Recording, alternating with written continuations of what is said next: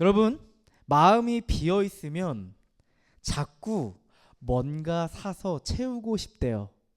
동의가 되세요? 마음이 허할 때 자꾸 뭐가 먹고 싶고 자꾸 뭐가 사고 싶은 마음이 있는 것 같아요.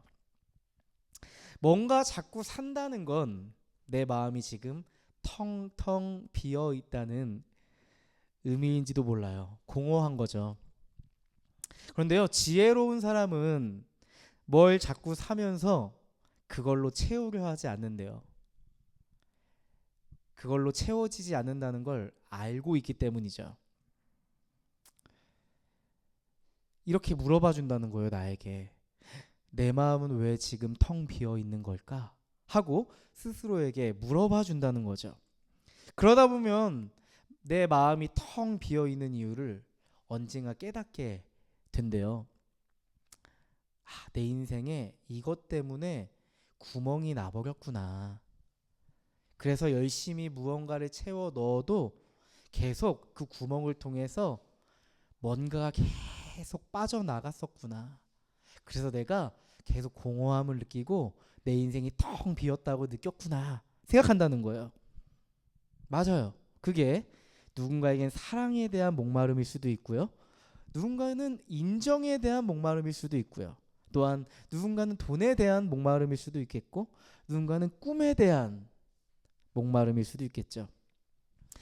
방금 말한 이런 것들 때문에 우리의 인생에, 우리의 존재에 구멍이 났는데 다른 것으로 채우려고 하니 채우고 채워도 배고프고 목마른 건 아닐까요? 그럴수록 채우면 채울수록 우리 인생의 구멍은 어찌된 게 더 커지고 우리의 공허함은 더욱 깊어지지 않나, 이런 생각을 해봅니다. 마음 둘 곳을 찾으려 애쓰면 애쓸수록 허영심만 더 커져가는 것 같아요. 더 가져야 될 것 같고 더 성공해야 내 인생이 괜찮아지고 채워질 것 같은 이런 허영심에 젖어들 때가 있는 것 같아요. 그렇게 우리에게 속삭이는 이 허영심이 우리의 마음을 잠식할수록 어떻게 될까요? 우리의 마음이 채워지면 좋은데 이상하게 점점 고갈되고 메말라 가는 거예요. 혹시 그런 경험 있으세요? 자꾸 이런 생각을 통해서 내 마음의 에너지를 쓰다 보니까 더 공허해지고 내 인생의 에너지가 빠져나가는 것 같아요. 이렇게 마음 둘 곳 없는 공허함은 누구나 찾아오는 것 같아요. 여러분, 지금 이 순간 우리의 삶을 멈춰두고 한번 생각해 보시죠. 지금 내 인생을 한번 돌아본다면 내 마음의 상태는 지금 어떻다고 생각이 드세요? 한번 가만히 한번 생각해 보세요. 우리 인생 정말 열심히 살잖아요. 우리 하나님 앞에서 브레이크 타임을 갖고 우리 한번 우리의 인생의 상태, 내 존재의 상태를 한번 지금 살펴보는 거죠. 내 존재가 어디에 구멍난 곳이 있진 않은가? 내가 수없이 열심히 살아가면서 채우려고 하지만 그 구멍난 어떤 부분 때문에 인생에 무언가 계속 슝슝 빠져나가고 있지 않은가? 한번 생각해 보세요. 무엇이 이토록 우리를 공허하게 만들었을까요? 오늘은요, 이 질문에 대한 답을 함께 찾아보고 싶습니다. 우리의 인생의 공허함을 온전히 채울 수 있는 소망은 무엇일까에 대해서 함께 찾아봤으면 좋겠고요. 우리에게 정말 필요한 게 무엇인지 그 답을, 그 길을, 그 소망을 발견할 수 있는 시간이 되었으면 좋겠네요. 오늘은요, 마음 둘 곳 없는 이들에게 주시는 하나님의 메시지입니다. 누가복음을 기록한 누가는요, 세계의 역사와 하나님의 역사를 연결해서 복음을 전하고 싶었대요. 왠지 아세요? 누가복음을 읽는 독자들이 어디에 관심이 있었냐면 세계의 정세에 관심이 많았던 사람들이에요. 특히 헬라인들이라고 하는데요. 누가는 그래서 그들에게 예수님의 이야기가 단지 이스라엘에게만 적용될 수 있는 종교적인 이야기가 아니라, 종교적인 사건이 아니라 당시 세계의 거대한 역사의 흐름 속에서 오랫동안 기다렸던 하나님의 그 계획이 어떻게 인간의 역사를 완전히 바꾸어 놓는지에 대해서 전달하고 싶었대요. 여러분, 그 당시 유대 땅은요, 로마 제국이 이렇게 다스리고 있었어요. 그 중심에는요, 로마의 황자 아우구스투스가 있었습니다. 아우구스투스의 그 역사적 평가는 이래요. 내란을 진압하고 로마 제국의 평화를 가져다준 황제였다. 이게 아우구스투스에 대한 역사적 평가입니다. 사람들은 로마의 황제를 바라보며 저 사람은 신의 아들이다 이렇게 칭했죠. 그러니까 신처럼 숭배했던 거예요. 사람들은 로마의 번영이, 또한 자신의 가정과 자신의 삶의 행복이 로마 황제 아우구스투스로부터 온다고 그렇게 믿었던 거죠. 아우구스투스 황제는 신적 권위를 가졌습니다. 아우구스투스 황제는요, 인생을 살아가면서 일반적인 사람이 한번 만날 수도 없고 볼 수도 없는 그런 존재였어요. 그러니까 지금 이 예수님 당시에는요, 모든 역사가 누구 중심으로 흘러가겠어요? 아우구스투스 중심으로 돌아간다는 것을 인정하지 않을 수 없는 그런 시대였던 거죠. 그랬던 아우구스투스가 로마 제국에 칙령을 내렸습니다. 온 세상을 다스리는 강력한 통치자 아우구스투스가 한 가지 칙령을 내리는데, 그게 누가복음 2장 1절 말씀의 시작입니다. 누가복음 2장 1절 말씀을 보시면, 그때의 아우구스투스 황제가 칙령을 내려 온 세계가 호적을 등록하게 되었는데, 이렇게 말씀하고 있죠. 로마 제국은 그 당시에 인구 조사를 통해서 두 가지 목적을 가지고 있어요. 첫 번째는요, 군대를 징집하기 위해서, 사람들을 군대로 징집하기 위해서 인구 조사를 했고요. 두 번째는 세금을 징수하기 위한 목적이었죠. 그런데 유대인들에게는 그들을 향해서 군대에 징집하지 않았어요. 하지만 세금을 징수하기 위해서, 그들이 세금을 꼬박꼬박 내게 하기 위해서 그들에게도 인구조사를 한 거죠. 그 아우구스투스가 내린 그 인구조사 칙령을 보면 그 당시에 황제의 힘이, 로마 힘이 얼마나 막강했고 로마 제국 하에 살아가는 사람들에게 얼마나 막대한 영향력을 끼쳤는지 우리는 알 수가 있죠. 그런데요, 성경은 오늘 이 시간 무엇을 이야기하고 싶은 거냐면, 아우구스투스의 이 인구조사의 칙령과 하나님의 구원 계획이 절묘하게 맞아떨어지는 순간이 지금 이 순간이다. 이걸 말하고 싶은 거예요. 지금 이제 이 거대한 로마 제국의 시류 가운데 갑자기 주민이 되어서 여러분이 잘 아시는 요셉과 마리아의 이야기가 시작됩니다. 요셉과 마리아가 원래는 어디 살았냐면요, 나사렛에서 살았대요. 나사렛. 근데 이제 아우구스투스 황제가 칙령을 내려서 인구조사를 해야 되니까 유대인의 관습에 따라서 원래 출생지로 돌아가야 되는 거예요. 근데 원래 출생지가 어디냐면 베들레헴입니다. 여러분, 요셉이 어느 지파 사람인지 아세요? 기억나세요? 아니에요. 누굴까요? 찍어보세요. 유다 지파 사람입니다. 다윗의 후손입니다. 그래서 우리가 다윗의 고향이 어디죠? 베들레헴이잖아요.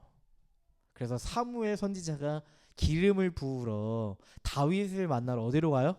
베들레헴으로 가죠. 그래서 요셉과 마리아가 나사렛에서 베들레헴으로 가는데요, 거리가 어느 정도 되냐면 120km 정도 됐대요. 뭐 110km에서 한 130km 정도 추정을 합니다. 네. 교통이 지금처럼 발달하지 않았을 거니까요. 뭐 지금처럼 운전해서 갈 수 있는 상황은 아니잖아요. 그러니까 아마 짧지 않은 여정을 통해서 그 길을 가야 하는데, 근데 특이사항이 하나가 있어요. 요셉의 정혼자였던 마리아가 임신 상태였대요. 근데 임신 상태였는데 초기도 아니고 중기도 아니고 이제 곧 아이가 태어나는 만삭이었던 거죠. 여러분, 만삭이 되었는데 그 추운 겨울에 120km를 가야 돼요. 까마득하죠. 아득한 상황이죠. 그럼에도 불구하고 아우구스투스의 인구 조사 칙령에 따라 그 길을 가야 하는 거죠.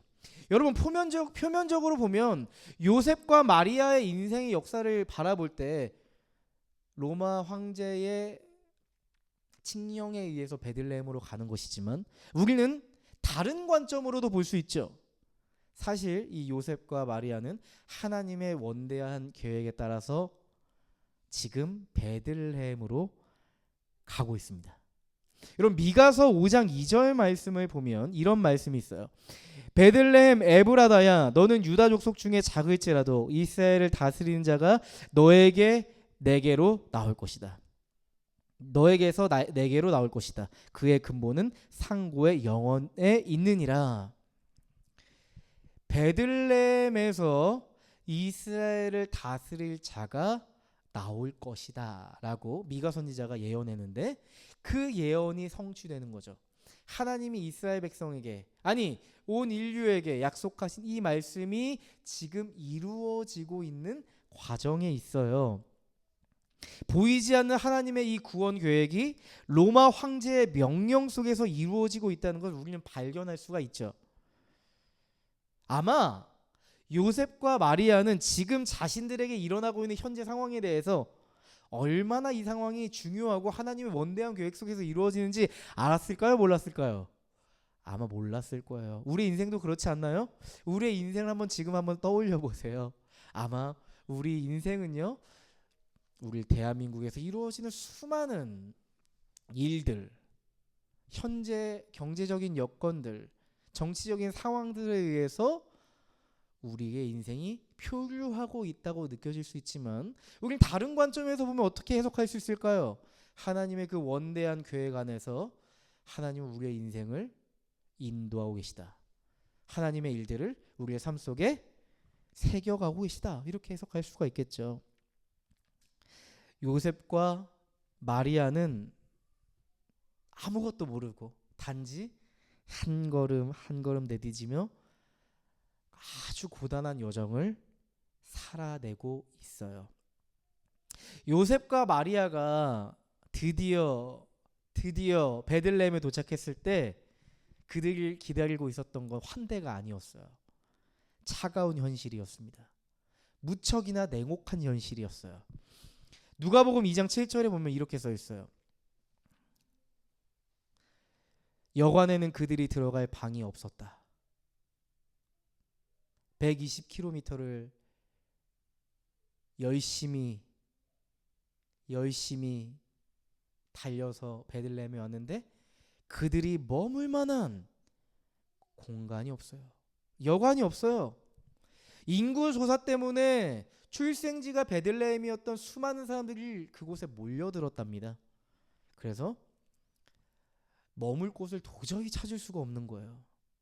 근데 더 큰 문제가 뭐예요?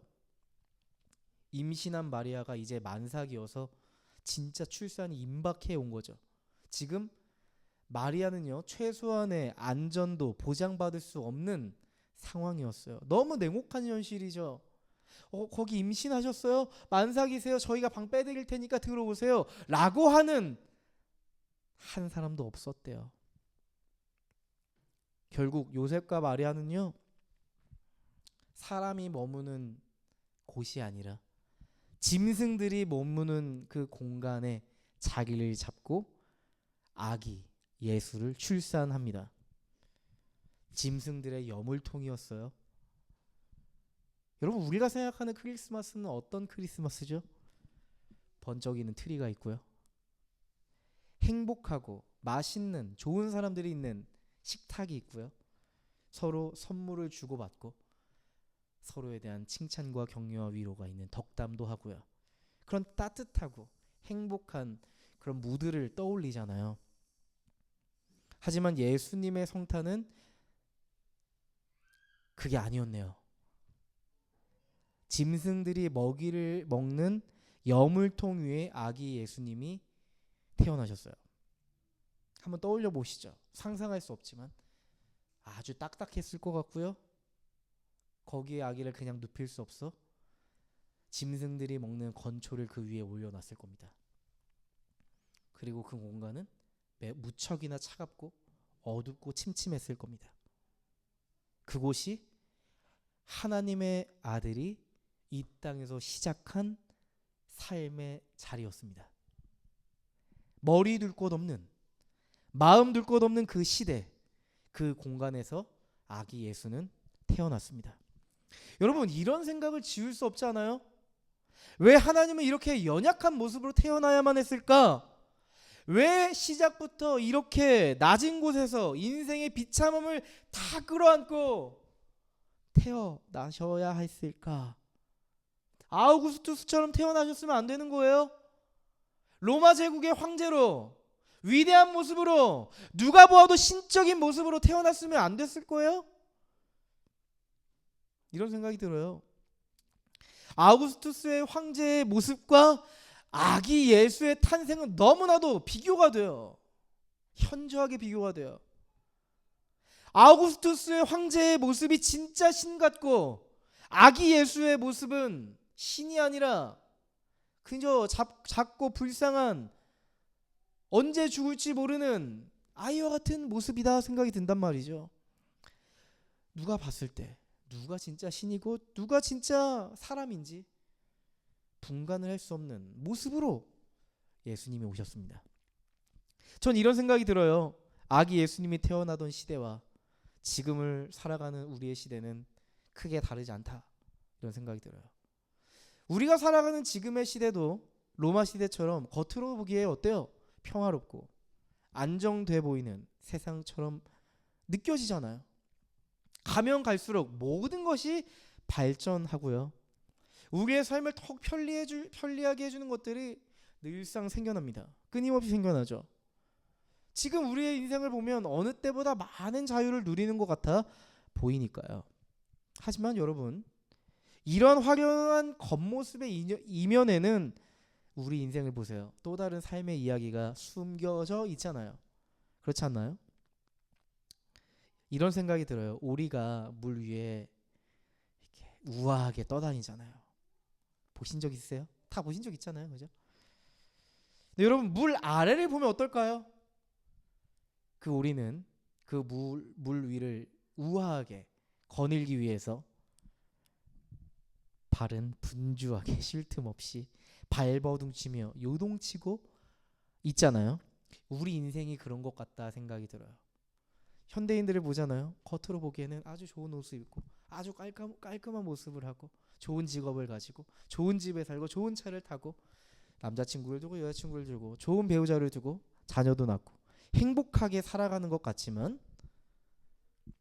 그 이면에는 매우 분주하고 쉴 틈이 없고 요동치고 있는 그런 모습이 있는 것 같아요. 누구에게도 보여주기 싫은, 아니면 보여주고 싶지 않은 그런 모습이 있죠.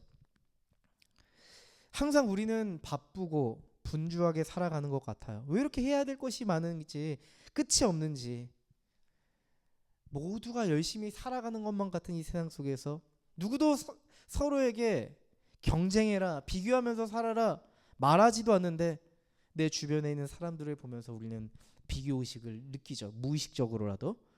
때로는 내가 더 저 사람보다 잘할 수 없어도 뒤처지지 않기 위해서 그래도 열심히 살아봐야겠다라고 생각을 하는 것 같아요. 지금을 살아가는 현대인들의 마음에 한 가지 마음이 있는 것 같아요. 열심히 살아야 된다.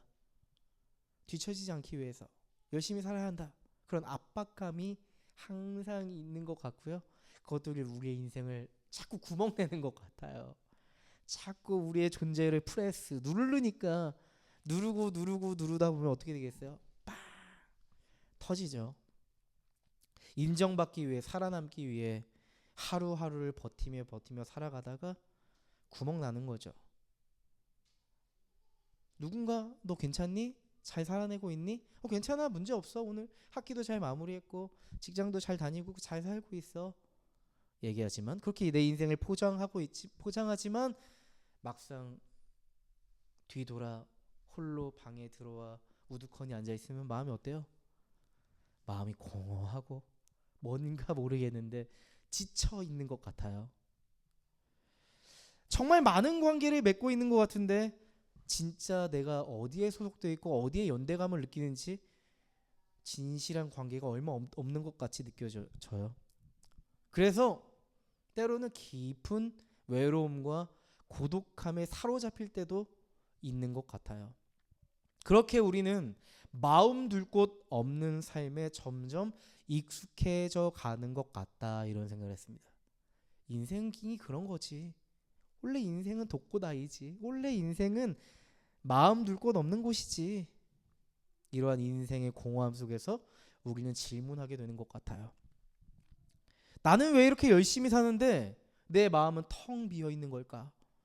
왜 나는 어디에서도 누구에게도 무엇을 해도 온전히 안식할 수 없는 걸까? 요셉과 마리아가 베들레헴에서 머리 둘 곳을 찾지 못해 방황하던 그날 밤처럼 우리도 이 서울이라는 거대한 도시에서 그 어디에도 그 누구에게도 마음 둘 곳을 찾지 못한 채 방황하며 헤매고 있지 않나, 이런 생각을 해봤습니다. 교회를 개척하며 그랬던 것 같아요. 교회 개척이라는 거 생각해보면요, 굉장히 영광스럽고 찬란하고 어둡고 캄캄한 시대를 밝힐 수 있는 그 빛으로 떠오르는 교회, 이런 포부를 가지고 그런 감격과 기대를 가지고 시작했던 것 같아요. 물 위에 이렇게 우아하게 걷는 오리처럼 복음의 소망을 가진, 고귀함과 우아함을 가진 교회를 만들고 싶었거든요. 하지만 제가 이제 1년 동안 교회를 개척하면서 살아보니까 이런 생각이 들어요. 복음의 소망을 살아내는 우아함과 고귀함 아래에는 소망을 잃어버린 이들에게 복음의 소망을 전하기 위해서 끊임없이 고군분투하며 요동쳐야 하는, 고군분투해야 하는 모습이 있었다, 이런 생각이 들었습니다. 처음에 교회를 시작했을 때 아기 예수가 태어났던 그때처럼 소망하는 교회는 머리 둘 곳이 없었습니다. 그냥 막연하게 어디서든 예배하면 되지, 집에서 예배하든지 파티룸에서 하든지 어디든 대관에서 예배드리면 되지 하고 있었는데 하나님께서 갑자기 마국간을 주셨습니다. 지금 여러분들이 앉아서 예배드리는 공간은 마국간입니다. 저희 교회에서는 이곳이 마국간입니다. 근데 마국간이라고 부르기에는 너무 아름답고 따뜻하고 은혜가 있어요. 너무 좋은 마국간이죠. 마국간이라고 부르기엔 너무 아름답고 따뜻한 공간을 저희에게 주셨어요. 정말 아기 예수와 같은 작은 아기와 같은 교회지만 마음 둘 곳 없는 이들에게, 소망을 잃어버린 이들에게 복음의 소망을 전하기 위해서 무척이도 애를 썼던 것 같습니다. 그런 사람들을 우리가 만나보면서 이런 생각을 가졌던 것 같아요. 겉으로 보기엔 아무런 문제가 없어요. 겉으로 보기엔 그들의 삶은요, 평범합니다. 누구보다 열심히 살아가는 사람들이에요. 그런데 그 사람들의 이야기를 들어보면 정말 열심히 살아가는데 이상하다는 거예요. 저에게, 목사님 혹은 상담사님, 왜 저는 제 인생을 살아가면 살아갈수록 제 자존감은 점점 낮아지는 거죠? 왜 저는 제 자신을 잃어버리는 것만 같죠? 제가 살아가는 의미를 왜 잘 모르겠죠? 왜 제 삶은 점점 텅 비어가는 것만 같죠? 놀랍게도 그 중에는 교회를 무척이나 열심히 다니는 사람도 꽤 많았습니다. 교회에서 많은 것을 맡았고 많은 것을 하고 있었지만 여전히 그의 존재는 텅 비어 있는 거예요. 그렇게 저와의 상담과 대화를 통해서 자신의 텅 비어 있는 삶과 그 이유를 발견하고는 어떻게 해결해야 될까요? 해결의 실마리를 찾고 싶어 하더라고요. 그런 고민을 가진 사람들, 소망을 잃어버린 사람들을 만나서 7주 내지 8주를 만나면서 상담을 통해 여러 번 도왔던 것 같아요. 지금 돌아보면 어쩜 그들이 그렇게 회복될 수 있었을까 싶을 정도로 놀라운 일인 것 같아요. 우리 공동체를 한번 떠올려 보시죠. 우리 소망하는 교회 공동체 안에서도 여러분 안에 희노애락이 있고 오르막도 있었고 가파른 내리막길도 있었지만 그 순간순간을 통해 하나님 어떤 일을 이뤄가셨습니까? 여러분의 존재의 회복과 변혁과 성장을 이뤄가셨어요. 하나님께서 마음 둘 곳 없는 우리의 인생을 친밀하게 돌보셨다는 것에 대해서 우리가 인정하지 않을 수 없는 한 해였던 것 같습니다. 예수 그리스도 안에서 이루신 우리의 존재의 회복과 변혁과 성장을 통해서 우리는 이제 꿈꾸게 됐어요. 마음 둘 곳 없는 이들을 향해서 여러분들도 누군가를 만나기 시작했어요. 여러분의 삶을 통해서 일하셨던 그 하나님의 이야기, 그 소망의 이야기를 가지고 여러분이 만나는 그 사람들을 통해서 그 이야기를 흘려 보냈던 순간들이 떠오르시죠? 여러분, 로마 제국의 식민 통치를 받는 역사, 로마의 칙령에 따라서 억압되어 살아갈 수밖에 없는 이 역사, 로마의 역사가 중심인 것 같아 보이는 이 시대 속에서 아기 예수가 탄생하고 있습니다. 하나님의 때가 시작되고 있습니다. 어둡고 캄캄합니다. 소망이 보이지 않는 현실입니다. 그 현실 속에서 마음 둘 곳 없는 이들을 위해서 하나님이 준비하신 그 소망의 이야기가 여전히 일어나고 있습니다. 그토록 기다렸던 하나님의 때가 그때도 지금도 여전히 이루어지고 있다는 사실이죠. 누가의 시선은요, 들판에 있는 목자들에게 주민됩니다. 갑자기 아까 제가 2장 7절을 읽어드렸는데요, 바로 그 다음 구절을 보면 그 요셉과 마리아 그리고 아기 예수에게 주민되어 있던 이 포커싱이 갑자기 다른 곳으로 슝하고 이동되는데요, 그곳은 목자들에게입니다. 2장 8절 9절인데요 제가 읽어드릴게요. 그 지역에서 목자들이 밤에 들에서 지내며 그들의 양떼를 지키고 있었다. 그런데 주님의 한 천사가 그들에게 나타나고 주님의 영광이 그들을 두루 비추니 그들은 몹시 두려워하였다. 하나님은 천사들을 통해서 아기 예수의 탄생을 가장 먼저 누구에게 전달해 주나요? 이 기쁜 소식, 이 소망의 이야기를 가장 먼저 전달했던 그룹이 어디예요? 목자들입니다. 목자들. 여러분, 당시의 목자들이 어떤 사람들이었는 줄 아세요? 특별한 권력이나 부를 가진 사람들이 아닙니다. 그들은 사회의 하층민입니다. 많은 사람들로부터 소외당하는 사람들이었습니다. 사회적으로 인정받지 못하는 사람들이었어요.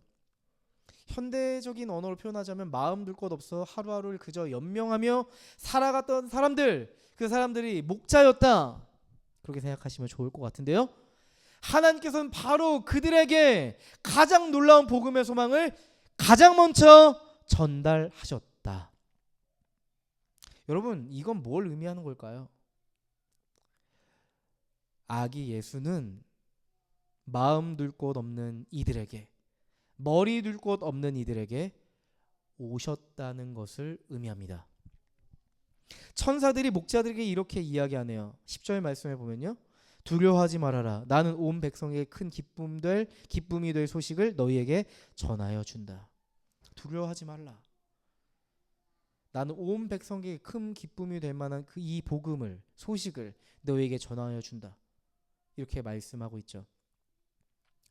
여러분, 예수님은 로마 제국의 권력자나 특권을 가진 누군가를 위해 오시지 않았습니다.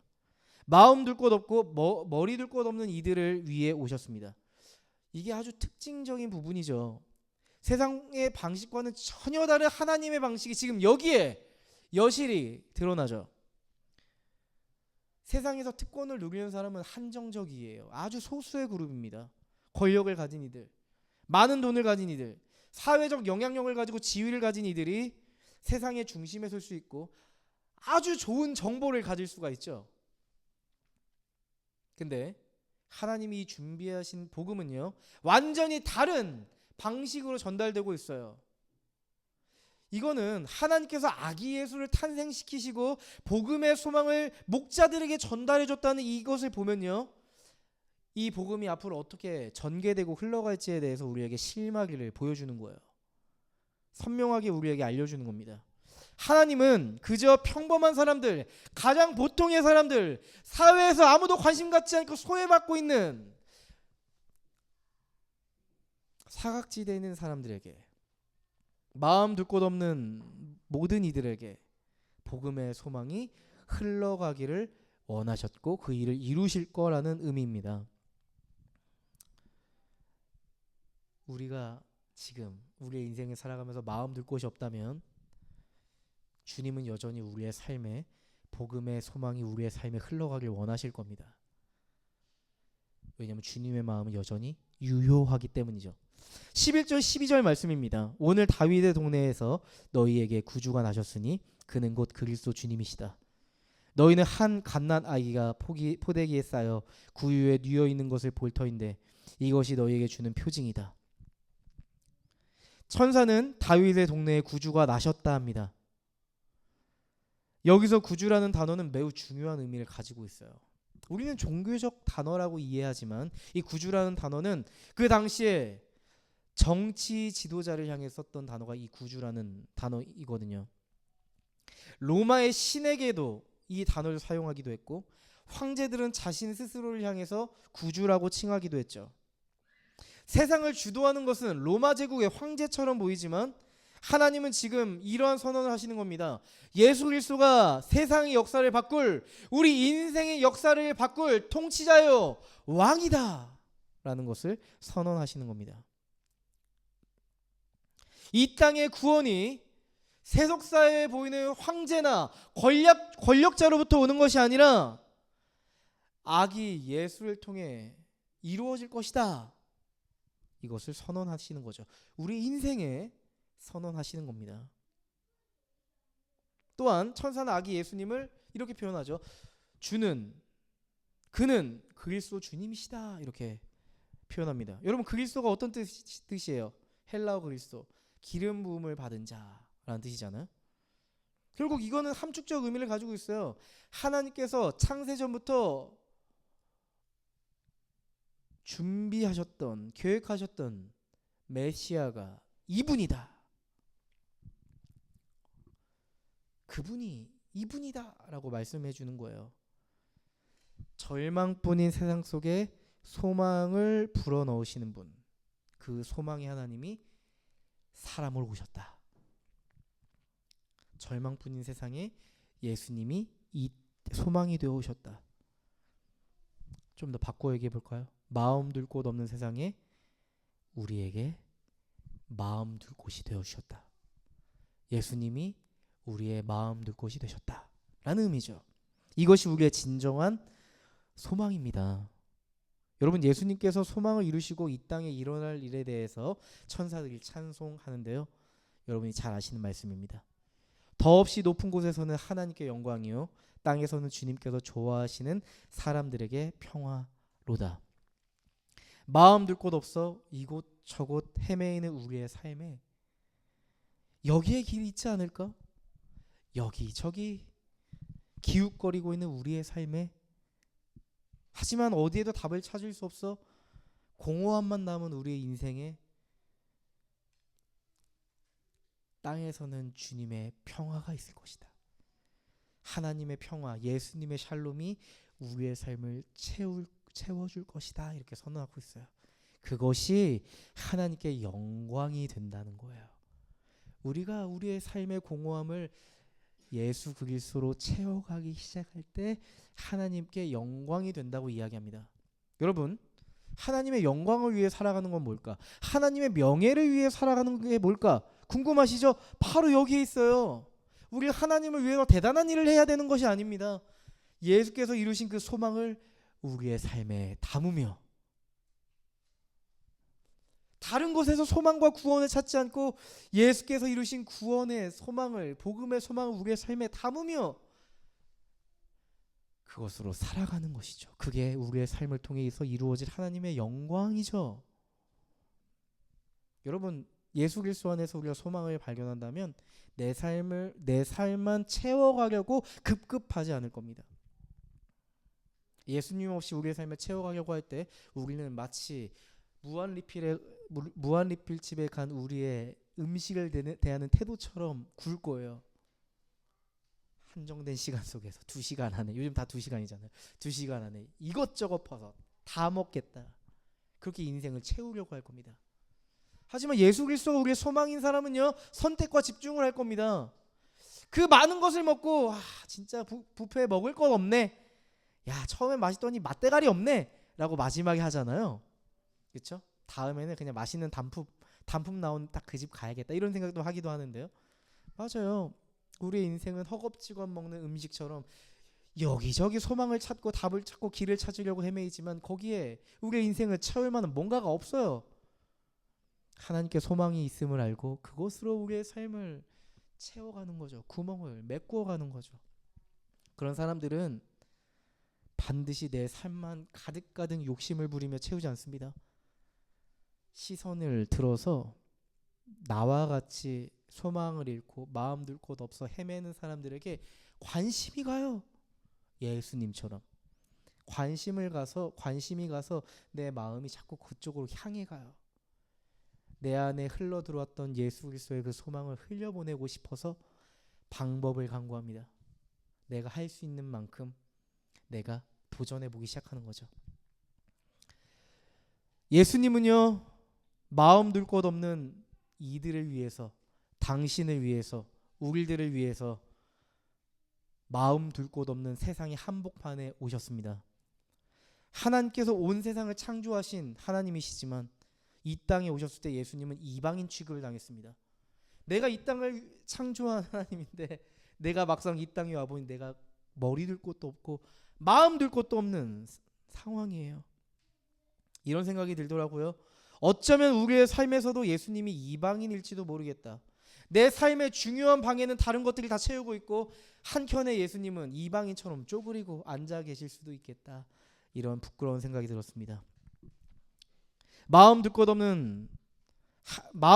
하나 없는 세상에 오신 예수님은 우리가 인생을 살아가면서 경험했던 공허함과 외로움을 깊이 경험하셨대요.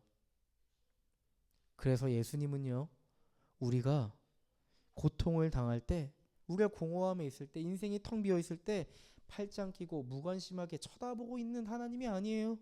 그런 신이 아닙니다. 예수님은 우리가 느끼는 모든 절망과 공허함을 누구보다 더 잘 알고 계시는 분이죠. 소망을 잃어버린 이 땅에서 마음 둘 곳 없는 처절함과 비참함을 넘치도록 경험하고 우리가 어떠한 절망에 놓였는지 충분히 알고 계시니까요.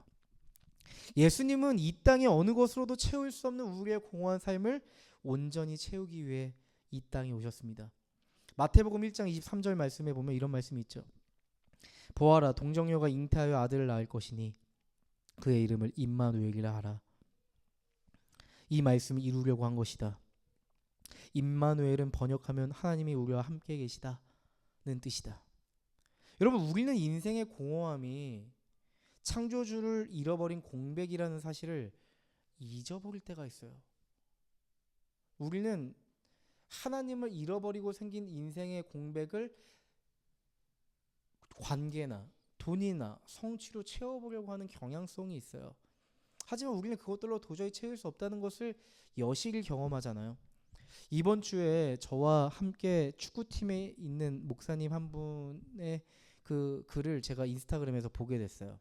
최근에 그 카톡방을 보니까 그 목사님 어머니가 소천했다는 그 글을 봤었거든요.